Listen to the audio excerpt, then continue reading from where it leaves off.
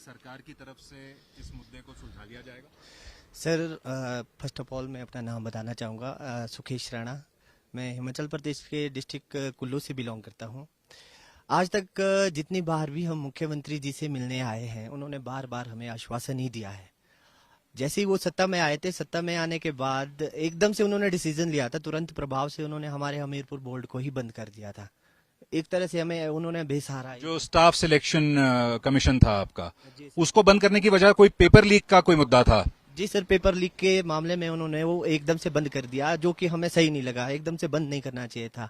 अभी थोड़े दिन पहले यहाँ पे सेक्रेटरीट में भी गफलेबाजी की बात मीडिया में आई, तब तो उसको भी बंद करना चाहिए था। आपकी सरकार में भी 3-4 जो भी अभी चला हुआ है, उथल पुथल चली हुई है, तब तो सरकार को भी पूरा भंग करना चाहिए था। तो हमारे बोर्ड को आपने क्यों बंद किया? अगर आपने बोर्ड बंद किया भी, उसके बाद भी आपने हमें आश्वासन दिया था कि जो ये बोर्ड है, ये 30 दिनों में, 30 दिनों नहीं 60 दिनों में ओपन हो जाएगा। 30 दिनों में आपके रिजल्ट आ जाएंगे। 30 दिनों से पहले भी आ सकते हैं। आज 1 साल 2 महीना हो चुका है मुख्यमंत्री जी। इन 1 साल 2 महीने में आपने क्या किया? हमारी तो जिंदगी बर्बाद हो चुकी है। पिछली गवर्नमेंट ने 3-4 साल हमारे बर्बाद किए। 1 साल 2 महीना आपकी गवर्नमेंट को हो गया। आपने 10 सार्वजनिक मंचों से बार बार घोषणाएं की कि आपका जो ये मैटर है, पिछली गवर्नमेंट ने लटका रखा था, हमने इसको कोर्ट से निकाला। इसके लिए हम आपका अप्रिशिएट करते हैं, आपका धन्यवाद करते हैं, आपकी सराहना करते हैं कि आपने हमारा मैटर कोर्ट से जल्द निकाल दिया। उसके बावजूद भी 9 नवंबर 2023 को सुप्रीम कोर्ट की जजमेंट आती है कि ये जो हमारा मैटर है, इसको 1867 पोस्टों के हिसाब से निकाला जाए। आफ्टर दैट 21 नवंबर 2023 को हाई कोर्ट से भी जजमेंट आती है कि जो आपकी सुप्रीम कोर्ट की जजमेंट आई है, उसको इम्प्लीमेंट किया जाए। आपके देश की, प्रदेश की, देश की सबसे बड़ी जो अदालत है, उसने आपको आदेश दे दिया है कि इस रिजल्ट को निकाला जाए। फिर आपने इसको अटका क्यों रखा है? हम आपसे पिछली बार मिले थे, इन्होंने कहा था कि अन्य मंत्रियों से भी मिलो। हम उनसे भी मिले, हर मंत्री से मिले थे, टिक्का साहब से मिले थे, आपके नेगी जी से मिले थे, हर्षवर्धन जी से मिले थे। सबने हमें आश्वासन दिया था कि नेक्स्ट कैबिनेट में आपका जो ये मैटर है सॉल्व किया जाएगा। इसी उम्मीद से हम 9 फरवरी 2023 को सेक्रेटरीट के बाहर आए थे कि हमारा जो ये मैटर है, आज कैबिनेट की बैठक है तो सॉल्व किया जाएगा। सॉल्व करने के बजाय आपने कमेटी का गठन किया गया। आपको क्यों लग रहा है कि ये इतना बड़ा मुद्दा होने के बावजूद इसके ऊपर इतना समय बीत गया है? आप लोग लगातार प्रदर्शन कर रहे हैं, अपनी बात आगे रखने की कोशिश कर रहे हैं, सरकार क्यों इस पर कोई कार्रवाई नहीं कर रही? क्या वजह है इसकी? मुझे लगता है राजनीतिक पॉलिटिकल एजेंडा इन्होंने बना रखा है, क्योंकि ये जो पोस्टें क्रिएट की थी, ये बीजेपी के टाइम में हुई थी। मुझे लगता है इसी वजह से बीजेपी वाले भी हमारा समर्थन देने के लिए यहाँ आए थे। हमें तो कल भी किसी से सुनने के लिए मिला कि आप विपक्ष वालों के साथ फोटो खिंचवा रहे हैं, ये कर रहे हैं, वो कर रहे हैं। हमने यहाँ किसी को बुलाया नहीं है। हमारी सपोर्ट में यहाँ बीजेपी वाले खुद आए और पक्ष के भी आए हैं। राजेंद्र राणा जी आए, सुधीर शर्मा जी आए, चैतन्य शर्मा जी आए हैं। उन्होंने भी तो हमारी आवाज उठाई है। आप सिर्फ उनको ही क्यों देख रहे हैं कि आप विपक्ष वालों के साथ आप फोटो खिंचवा रहे हैं? हमने तो पक्ष वालों के साथ भी फोटो खिंचवाए हैं।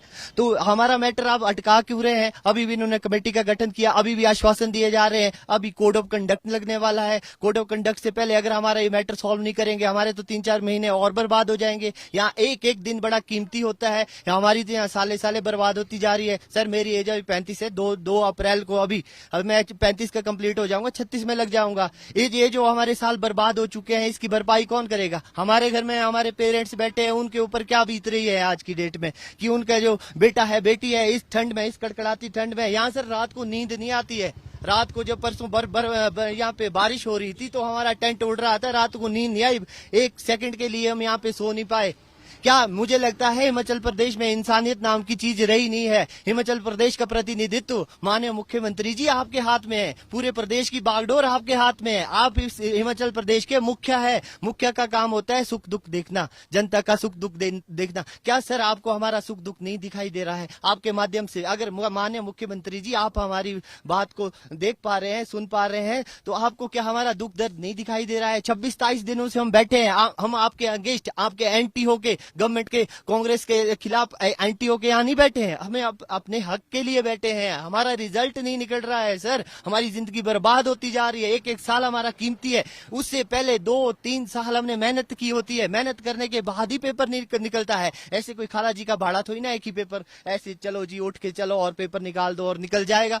पेपर निकालने के बाद भी हमीरपुर बोर्ड में टाइपिंग टेस्ट कंडक्ट कराता है। टाइपिंग टेस्ट हाथ कांप जाते हैं। अगर आपने मेहनत नहीं की होती है, टाइपिंग के लिए तैयार तैयारियां नहीं की होती है तो कोई भी टाइपिंग टेस्ट निकाल नहीं सकता। 5-6 महीने की तैयारी करनी पड़ती है, उसके बाद ही वो टेस्ट तैयार किया जाता है, निकलता है। उसके बाद डॉक्यूमेंटेशन का जो प्रोसेस होता है वो भी हमारा कंप्लीट हो चुका है। उसके बाद भी हमारा ये मैटर अटका रखा है आपने।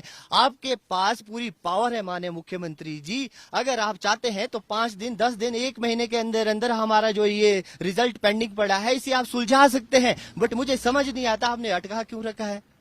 और आपसे अभी भी आपके माध्यम से मैं आपसे माननीय मुख्यमंत्री जी आपसे हाथ जोड़ के रिक्वेस्ट करता हूं, प्रार्थना करता हूं, ये जो यहाँ पे जितने भी युवा मेरे साथी बैठे हैं, ओवरेज भी हमारे बहुत सारे साथी हो चुके हैं और ऐसे भी हमारे यहाँ बहनें हैं जो घर में अपने बच्चों को रख के आते हैं। मेरा खुद का एक बेटा है, मेरे को 27 दिन हो गए हैं, मैं अभी घर नहीं गया हूँ। कितना बुरा लगा है, मेरे मम्मी पापा को कितना बुरा लगा है। अभी यहीं पे बैठे हैं, घर वाले मुझे बोलते हैं घर आजा बेटा, कुछ नहीं करेगी ये सरकार, कैसे जाएं, किस मुंह से जाएं हम घर। मैं अपने कैमरा सहयोगी शाहनवाज से दरखास्त करूंगा कि वो एक बार इस टेंट के अंदर के विजुअल्स आप तक पहुंचाएं और दर्शकों को दिखाएं कि किन हालात में ये युवा यहां पर प्रदर्शन में पे बैठे हैं। कितने दिनों से 26वां दिन आज चल रहा है। हिमाचल में ठंड का मौसम है, शिमला में बहुत सर्दी पड़ रही है, पिछले 2-3 दिन से यहां लगातार बरसात हो रही थी और उस सब के बीच ये लोग इस तंबू में अपने प्रदर्शन पर लगातार बैठे हुए हैं। और जैसा कि बहुत से युवाओं का कहना है कि उनकी कोई सुनवाई नहीं हो रही है और लगातार इस मुद्दे को सरकार के सामने उठाने के बावजूद अभी तक सरकार की तरफ से कोई पहल होती नजर नहीं आ रही है। मैं आपसे यह जानना चाहूंगा कि आने वाले दिनों में आप लोगों का फ्यूचर कोर्स ऑफ एक्शन क्या रहेगा। अगर मान लीजिए आपकी मांगें नहीं सुनी जा रही और कोई आपको सकारात्मक जवाब नहीं मिलता, तो आने वाले दिनों में आप लोग क्या रणनीति अपनाएंगे? सर इसके लिए ऐसा है कि 9 तारीख को हम एक गैदरिंग कर रहे हैं, मास गैदरिंग कर रहे हैं। जितने भी हमारे साथीगण हैं यहाँ आएंगे, फर्दर प्रोसेस क्या करना है हमने, अगर हमारी मांगों को नहीं माना जाता है तो हम उसके बाद ही एक्शन लेंगे। पर अभी फिलहाल हम माननीय मुख्यमंत्री जी से यही गुजारिश कर रहे हैं कि कोड ऑफ कंडक्ट से पहले हमारा जो प्रोसेस है उसे आप रिज्यूम तो कर लें। हम आपसे अपना रिजल्ट नहीं मांग रहे कि आप 10 दिनों में दो, 1 महीने में दो, 1.5 महीने में दो। एटलीस्ट हम आपसे ये चाहते हैं कि हमारा जो प्रोसेस अटका रखा है आपने, इसे हमीरपुर बोर्ड को दिया जाए। आप एक ऑफिशियल नोटिफिकेशन जारी कर दें, उसमें यह लिखा जाए कि आपका जो हमीरपुर बोर्ड है ये इसमें फर्दर प्रोसेस चला देगा। हम यहाँ से उठने के लिए तैयार हैं, हमें कोई शौक नहीं है यहाँ इस कड़कड़ाती ठंड में बैठने का। बस एक ही रिक्वेस्ट कर रहे हैं, बार बार रिक्वेस्ट कर रहे हैं कि हमारा ये प्रोसेस इसे रिज्यूम किया जाए जल्द से जल्द। हमें यह भी पता है कि हमें हमारा जो रिजल्ट है ऐसे तो 1-1.5 महीने में तो निकलने वाला नहीं है, क्योंकि इसमें डॉक्यूमेंटेशन भी होनी है, फर्दर प्रोसेस होना है। तो हम आपसे बस यही गुजारिश कर रहे हैं कि जल्द से जल्द आप निकाल दिया जाए। ये तो पूरे हिमाचल प्रदेश के लिए शर्मसार कर देने वाला विषय है। ये जो मैसेज है यहीं तक सीमित नहीं रह रहा है, ये पूरे हिंदुस्तान में जा रहा है। लड़ाइयां लड़नी पड़ रही है अपने हक के लिए। कैसी इंसानियत है। आज तक मैंने सुना था कि हमने जो लड़ाइयां लड़ी थी वो अंग्रेजों से लड़ी थी, अपने हक के लिए लड़ी थी अंग्रेजों से, उसके बाद चीनियों से लड़ी थी, पाकिस्तानियों से लड़ी थी। इस आजाद भारत में शर्मसार कर देने वाला विषय है कि अपने हक के लिए पेपर पास करने के बावजूद भी हमें यहाँ सड़कों पे बैठना पड़ रहा है, अपने ही सरकार के साथ लड़ना पड़ रहा है, नारेबाजी करनी पड़ रही है, धरना प्रदर्शन करना पड़ रहा है। आज तक कभी हम अपने घर में कभी अनशन पे नहीं बैठे, कभी हमने व्रत नहीं रखा है, यहाँ पे क्रमिक हड़ताल में बैठना पड़ रहा है। सर कैसी हालत हो गई है, कैसा भी अवस्था परिवर्तन है ये। 30 से हम ओवरेज हो चुके हैं। आप मतलब समझ ही नहीं आ रहा। ये तो एक निर्दयता होती है। ऐसे तो हम सर अपने जानवरों तक को भी नहीं रखते अपने घरों में। जिस तरीके से हमारे को यहाँ बैठना पड़ रहा है, जानवरों को भी हम शेल्टर दे देते हैं। हमारे लिए आप लोगों ने क्या किया। मैं आपके माध्यम से 2 चीजें और भी कहना चाहता हूँ। माननीय मुख्यमंत्री जी, आप यहाँ पे आउटसोर्स वालों से मिलने आए थे। यहाँ से 8-10 मीटर की दूरी है, कितना ही दूर है, यहीं पे आए थे सामने। उसके बाद आपने हरी झंडियां दी, आपने PWD के ट्रकों को यहीं सामने थे, यहाँ से मिलने तक नहीं आए आप। हमारे से विपक्ष वाले मिलने आए, पक्ष के हमारे 2-3 नेतागण आए, आप हमारे से मिलने आप क्यों नहीं आए मुख्यमंत्री जी। पूरा हिमाचल प्रदेश हमारा दुख दर्द हमारी पीड़ा को समझ पा रहा है, आप क्यों नहीं समझ पा रहे। क्या आपको हमारी दुख दर्द पीड़ा, हम क्या पाकिस्तानी है क्या। मुझे ये लग रहा है पाकिस्तानी है या अफगानिस्तानी है, तभी हमारे मैटर को सॉल्व नहीं किया जा रहा है।